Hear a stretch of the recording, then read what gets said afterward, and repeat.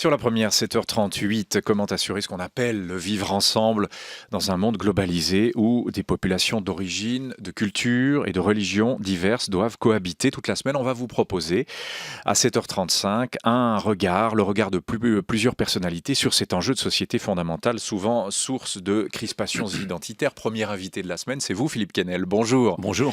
Merci d'être avec nous. Vous êtes avocat, mais vous êtes surtout, et c'est à ce titre qu'on vous a invité, président de la LICRA Suisse, Ligue contre le racisme et l'antisémitisme. Le vivre ensemble, voilà, même si cette expression paraît un peu fourre-tout, ne plaît pas à tout le monde, etc., reste qu'elle nous fait quand même penser à comment cohabiter, c'est ça la question, dans ces sociétés multiculturelles. Alors, à propos de multiculturalisme, on peut peut-être, si vous êtes d'accord, se baser sur ce qui s'est passé il y a 10 jours. C'est une décision du tribunal fédéral qui s'est opposé à l'interdiction du voile à l'école. C'était un établissement de Saint-Gall qui était en litige avec les parents d'une élève musulmane de 14 ans. Voilà, le tribunal fédéral a tranché. J'ai envie de dire, comme président de la LICRA et comme avocat aussi, comment vous avez reçu cette décision du TF ?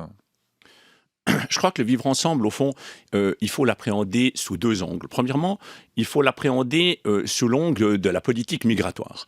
Et puis, et ça fait un certain temps que je le dis, c'est que en Suisse, au fond, la politique migratoire, elle se divise en trois. Il y a la politique d'asile, la politique à l'égard des ressortissants européens, puis la politique à l'égard des ressortissants non européens. Et si on écoute notamment l'UDC, on a l'impression qu'il y a la politique, la libre circulation des personnes à l'égard des ressortissants européens, et puis la politique d'asile. Mais ce qu'ils oublient de dire, d'ailleurs volontairement, parce que la Suisse a une très bonne politique à ce niveau-là, si vous voulez, la Suisse, ça fait très longtemps qu'elle est très stricte à l'égard des ressortissants d'États tiers. Donc, étant donné que la Suisse, et on n'a pas attendu M. Blocher pour ça, puis ça fait des dizaines d'années que la Suisse, contrairement à la Belgique, qui a ouvert, pour avoir de la main-d'œuvre bon marché, sa politique migratoire à l'égard des ressortissants marocains et tunisiens, d'autres pays comme la France, c'est un problème colonial. La Suisse n'a jamais eu de colonie. La Suisse n'a pas profité de la main-d'œuvre bon marché qu'offraient ces pays-là à l'époque. Eh bien, ça fait qu'aujourd'hui, c'est vrai qu'on a une politique stricte à l'égard des ressortissants non européens, et il n'y a pas de honte à cela, mais je crois qu'il faut le dire. Vous n'avez pas répondu sur le voile, j'entends bien votre réponse, Philippe Quesnel. Oui, sur cette histoire-là de Saint-Gall. Alors sur le voile, vous avez raison, c'est le deuxième volet, c'est le problème de l'intégration. Pour gérer le vivre ensemble, il y a la politique migratoire et il y a l'intégration. Moi, personnellement, je suis totalement pour séparer la problématique de la religion et de l'État, et je suis pour qu'à l'école, on ne manifeste pas ses velléités religieuses. Pour l'interdiction du voile, quoi. Donc clairement, moi, je suis pour l'interdiction du voile à l'école. Je trouve que là, le tribunal fédéral se trompe. Il se trompe parce que une fois qu'on met l'engrenage dans ce système-là, on voit bien qu'ensuite, il y a d'autres demandes. Et je crois qu'il n'y a qu'à regarder ce qui se passe en Belgique, ce qui se passe en France, pour voir qu'au fond, on doit être strict là-dessus. Et je dirais que mettre un voile à l'école, c'est en fait par définition quand même, pour exprimer sa religion, un peu l'opposé de l'intégration. Puisque quand on parle d'intégration, qu'est-ce qu'on dit ? On dit, on arrive dans un pays et on essaye et on s'intègre. Moi, ma grand-mère était italienne, c'est ce qu'ils ont fait. Ça a peut-être tellement bien réussi que je défends le forfait fiscal faux. Peut-être. Mais non, mais disons, on doit s'intégrer. Et ça, je crois énormément à ça. Et je suis convaincu qu'aller à l'école avec un voile, c'est le mauvais départ pour l'intégration. Alors là, le sujet est lancé, si je puis dire, Philippe Quesnel, on était au cœur du débat. Bon, alors, c'est quoi le plus petit dénominateur commun de l'intégration ? Alors, vous dites le voile, ça n'en fait pas partie. La crèche, une petite crèche dans une école, il y a eu ce débat du côté de Neuchâtel, un signe religieux, une croix autour du cou. Jusqu'où peut-on aller, à partir d'où interdire ? Est-ce qu'une croix, une belle croix en bois autour du cou d'un élève, parce qu'on parle de l'école, c'est très important, c'est le lieu fondamental de l'intégration, on y apprend les codes, on y apprend la culture, on y apprend la langue. Est-ce qu'une croix en bois, une croix chrétienne autour du cou d'un enfant est tolérable ? Attention, quand on parle d'intégration, il n'y a pas que le religieux. Là, on parle que du religieux. Alors, évidemment que la réponse, elle n'est pas simple. La réponse, elle n'est pas simple. Parce qu'effectivement, et là, je crois qu'il faut voir les choses en face, quand on parle de voile à l'école, on est tout d'un coup plus laïque, en tout cas certains le sont plus, que quand on parle de croix à l'école. Parce qu'évidemment, pourquoi c'est ma laïcité contre la tienne. Ça choque plus parce que c'est pas la religion de base du pays dans laquelle on est. Donc évidemment que ce principe de laïcité que je partage, il faut l'appliquer encore plus en Suisse que dans d'autres pays, puisque la Suisse est a une position moins stricte et cantonale là-dessus, il faut l'appliquer avec nuance. Mais le principe pour moi, c'est qu'il n'y a pas d'expression religieuse à l'église. Mais il faut faire attention. À l'école. Pardon. Pas encore à l'église. Mais non, il faut faire attention. Parce qu'évidemment que si on en arrive, on a quand même une religion chrétienne qui, c'est vrai, a moins tendance à manifester ces manifestations extérieures que, par exemple, certaines personnes avec le voile. Alors, évidemment qu'on a, après, cette impression des Suisses qui vont dire « Ah, mais écoutez, voilà, nous, on a nos crèches, on ne se manifeste pas, on nous interdit, alors qu'on n'interdit pas les autres. » Donc, je crois que ça demande un côté raisonnable de tout le monde, de toutes les religions. Et je vais être clair là-dessus, je suis opposé à toute forme d'intégrisme, que ça soit chrétien, musulman, juif, je suis contre toute forme d'intégrisme. Et je crois que tout le monde doit se mettre autour de la table et ne pas jeter de l'huile sur le feu, mais je pense que ça passe par la non-expression de ces signes religieux ostentatoires dans les écoles. Après, il faut définir ce que veut dire alors ostentatoire. Après, et c'est là que la nuance c'est du cas intervient. par cas, puis il faut faire attention sens. aussi de vexer, évidemment, aucune des religions en présence. Parce que quand on interdit, on stigmatise aussi. C'est ça l'effet contre-productif. Hein. Oui, d'accord, mais alors... Vous mettez le doigt sur un bon point parce qu'il faut.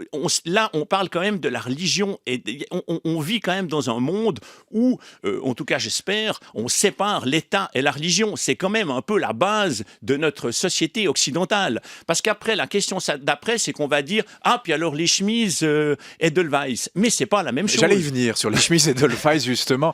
Il y a eu il y a quelques jours une rumeur qui a enflammé les réseaux sociaux. Philippe Quesnel a raconté une prof zurichoise avait interdit à ses élèves de venir en classe avec la fameuse chemise traditionnelle à Edelweiss.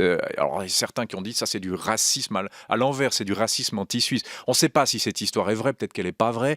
Cela dit, elle pose aussi un problème. Qu'est-ce que vous pensez de ce cas-là ? Non, alors je dirais le voile contre l'Edelweiss. Non, deux choses à ce niveau-là. Premièrement, je crois que l'erreur qu'ont fait un certain nombre de mouvements contre le racisme à l'époque, c'est de pas voir les choses en face. Moi, personnellement, je suis tout à fait adepte de cette phrase. Non seulement il faut dire ce que l'on voit, mais il faut voir ce que l'on voit. Et c'est vrai que, si vous voulez, il faut pas se voiler la face. Il faut voir les choses en face. Et c'est vrai qu'il y a un racisme anti-blanc, il y a peut-être une xénophobie anti-suisse. Mais vous la voyez où ? Pardon ? Vous la voyez où, ce racisme anti-blanc ? Non, mais prenez par exemple, depuis un certain nombre d'années, on voit que, par exemple, dans la communauté musulmane, il y a un certain nombre de phénomènes antisémites. Bon, c'est vrai que c'est assez douloureux parce qu'au fond, on constate que c'est des gens qui sont victimes de racisme qui eux-mêmes font preuve d'antisémitisme. Mais ça, il faut oser le dire. Et je crois qu'il faut voir la chose en face. Antisémite, c'est pas anti-blanc, pardonnez-moi. Non, on est d'accord. Mais non, on est entièrement d'accord. Mais si vous voulez, c'est vrai qu'il y a un racisme, il peut y avoir un racisme anti-blanc. Et pourquoi ne pas le dire et ne pas le voir et traiter le phénomène ? Je ne crois pas que si en le niant qu'on fera avancer les choses. Au contraire, on va cabrer tout le monde. Parce que la lutte contre le racisme, pendant un certain temps, on disait au fond, il y a un raciste qui est le dominant, puis il y a une victime du raciste qui est le dominé. Et tout ça, si vous voulez, sur le plan social. C'est-à-dire que c'est le riche contre le pauvre. Et ça, je ne suis pas d'accord. Vous pouvez très bien, et on le voit très bien aujourd'hui, vous pouvez très bien avoir dans des sociétés les personnes qui sont peut-être plus aisées que les autres, qui elles-mêmes font l'objet du racisme. Et je crois qu'il faut tout simplement traiter le phénomène, le vivre ensemble, c'est regarder les choses en face et trouver un accord entre les personnes. Maintenant, la deuxième chose, quand vous faites la distinction, quand vous parlez de la chemise et du voile, je suis désolé, ce qui est fondamentalement différent, c'est que le voile a trait à la religion, alors que la chemise d'Edelweiss n'a pas trait à la religion. Parce que si on continue là avec ce système, alors on va monter en épingle. Ça sera sera un jeu, à la limite, dans les écoles.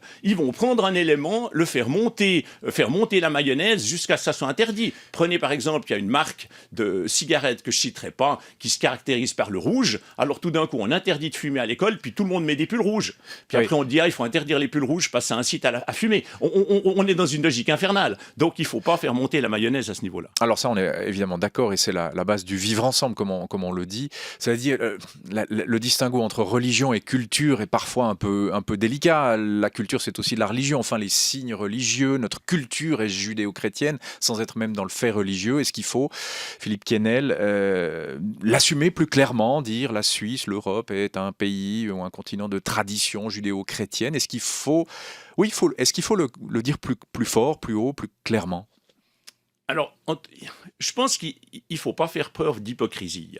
Et puis, si on le dit, il faut le dire avec nuance et en disant tout de suite après, attention, oui, on est un pays, on est un continent judéo-chrétien, mais on est ouvert au vivre ensemble et à vivre avec d'autres. Mais c'est vrai que les gens qui nous parlent d'intégration et qui disent « Ah non, c'est faux, on n'est pas un continent judéo-chrétien », alors il y a quelque chose d'illogique, parce que si on n'est pas un continent judéo-chrétien, il n'y a pas besoin de s'intégrer. Donc si vous voulez que l'Europe et que la Suisse en particulier soient un pays de tradition judéo-chrétienne, ça je crois que c'est une évidence. Maintenant, c'est pas parce qu'on dit ça qu'on dit qu'on est contre les autres religions. Au contraire, le but est de s'ouvrir et de vivre ensemble, mais je le répète, la clé, c'est l'intégration. Les politiques, les lois sont assez claires. Les politiques fixent, selon vous, une ligne assez claire pour ça, ou est-ce que vous en attendez plus, comme président de la LICRA, peut-être comme avocat aussi?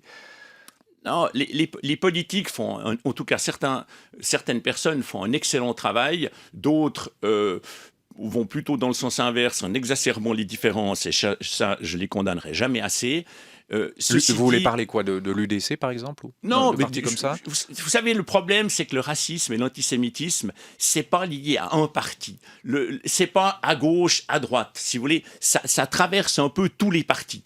Donc vous avez, par exemple, tout d'un coup, derrière, un pseudo-antisionisme, des gens en fait qui sont antisémites, mais ça on les trouve dans tous les partis. Donc, si vous voulez, je veux pas me focaliser sur un parti ou sur la droite, sur la gauche. Malheureusement, je le répète, c'est un problème qu'on trouve un peu partout, même si effectivement certains partis ont disons, une politique qui est plus xénophobe ou qui tombe plus à la xénophobie que d'autres.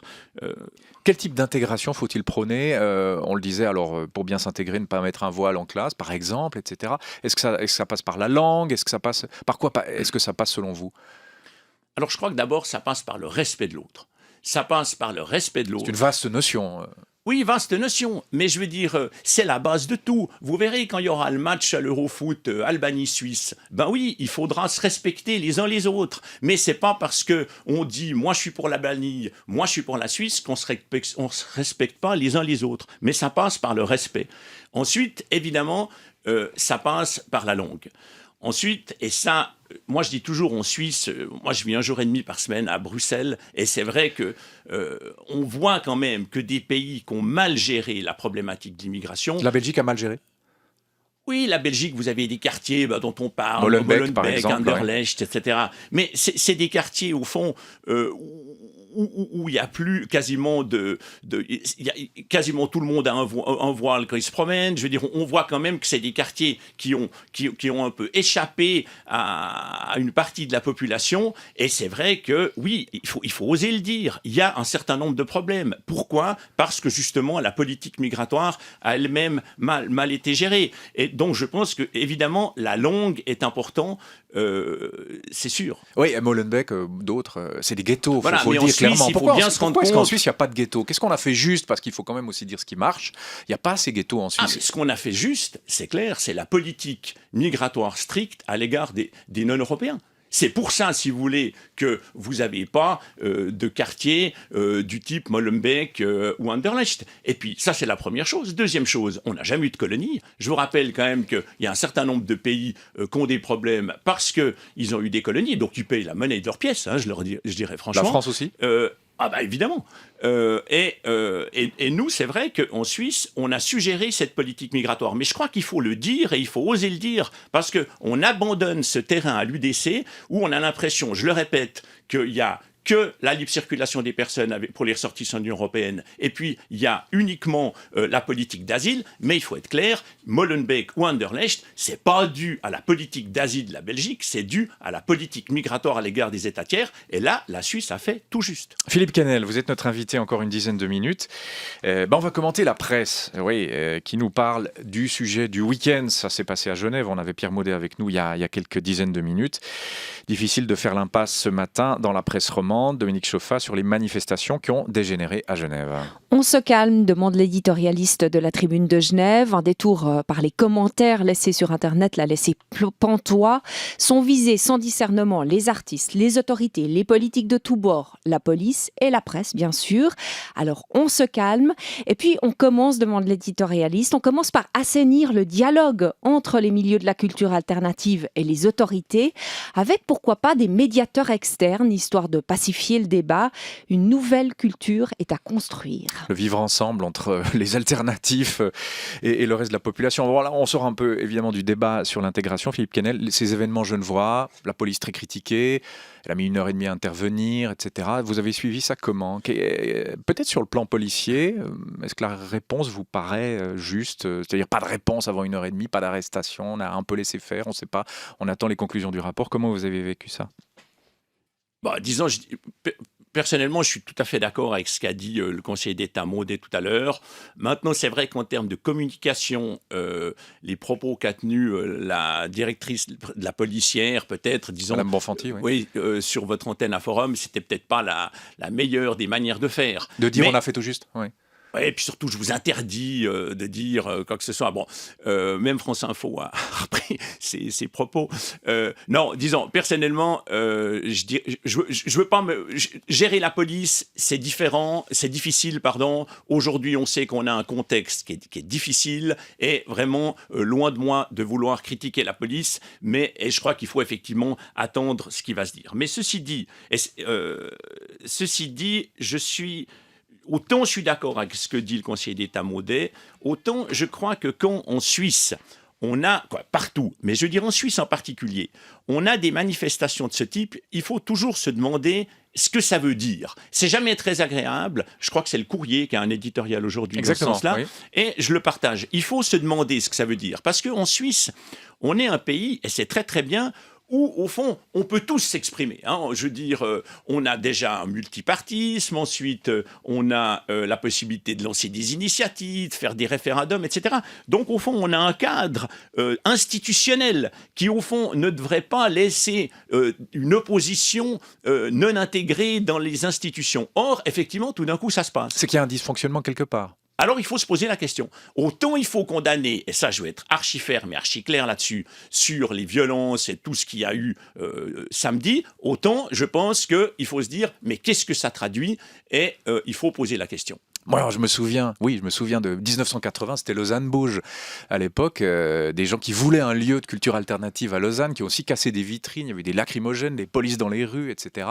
Bon, ça a été la création de la Dolce Vita, qui a vécu ensuite quasiment 15 ou 20 ans. On doit aussi comprendre la revendication des jeunes alternatifs, même si les casseurs n'étaient probablement pas issus de leur rang. Oui, alors, non, mais moi, je pense qu'il faut... la Suisse vit dans un système où on intègre les gens. Donc, il faut... oui, on y revient, là. On y revient. Il faut se poser la question... je ne veux pas prendre position parce que je ne connais pas assez le problème de pour ou contre l'usine. En revanche, c'est clair que avoir une scène de culture alternative, on doit l'avoir. Maintenant, il faut peut-être se dire, ça ne vise pas que la culture alternative, c'est peut-être plus large. Regardez les élections espagnoles, c'est vrai qu'on voit quand même des partis... Prenez il y a quelques années, les indignés ont fait long feu. Pourquoi ? Parce qu'on avait l'impression qu'il n'y avait pas d'idéologie derrière, alors qu'il y avait la crise bancaire. Alors tout était là, au fond, pour que ce parti réussisse, et puis tout d'un coup, on le voit quand même revenir.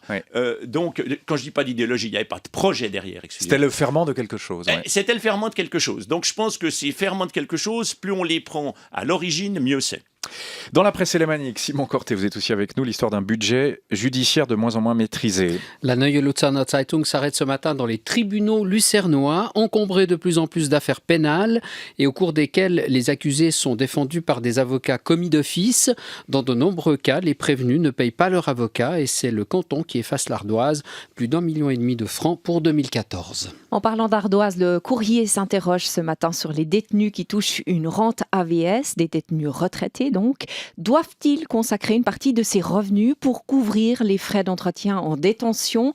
Certains politiciens le souhaitent, un débat passionnant. Il faut dire qu'ils sont toujours plus nombreux dans les pénitenciers suisses, ces détenus à l'âge de toucher l'AVS. Et certaines prisons ont même aménagé des sections spéciales pour faire face à cette nouvelle situation. Dans le Tagesanzeiger, tenez-vous bien le bilan énergétique du handball français. Dans ce sport, nos voisins sont simplement les meilleurs, champions olympiques d'Europe et du monde. Une réforme des ligues de handball françaises avec une refonte par région a permis aux équipes de biffer des heures de trajet en car, 500 000 km de moins au compteur, plus de 150 000 litres de carburant économisés. Faussement naïf, le Tagesanzeiger se demande si c'est par hasard que le communiqué de la Fédération de handball est tombé en pleine saison de la COP21. Tout autre chose dans le quotidien Le Temps qui passe en revue la constellation des sites internet de la droite dure. Antipresse est le dernier né de ces lieux d'expression qui ont tous une conviction. Ils veulent révéler des informations passées sous silence parce qu'ils jugent comme le système politico-médiatique. Le sociologue Uli Windisch l'affirme, 75% des journalistes sont de gauche et seuls 1 à 2% sont proches de l'UDC, ce qui lui pose problème évidemment, avec un autre point commun de ces différents sites, l'obsession contre l'islam et pour la sauvegarde d'une identité judéo-chrétienne qu'ils estiment menacée. Le revival du jeu d'échecs du côté de Bâle, une école fondée par un entraîneur l'été dernier, apprend à 500 enfants à pousser du buis. Dans la Basler Zeitung, cet adepte explique que les échecs augmentent les facultés de concentration, mais pas seulement. Une maman n'en revient pas. Regardez comment mon fils de 3 ans se tient tranquille devant l'échiquier. Merci à vous, Dominique Chauffa et Simon Corté. Merci beaucoup à vous, Philippe Kennel. Merci beaucoup. Président de la LICRA Suisse, vous étiez le premier invité de notre série pour cette semaine. Comment assurer le vivre ensemble dans un monde globalisé ? La réponse est fine et voilà, il faut savoir où mettre le curseur. Je vous souhaite une excellente journée. Merci, pareillement.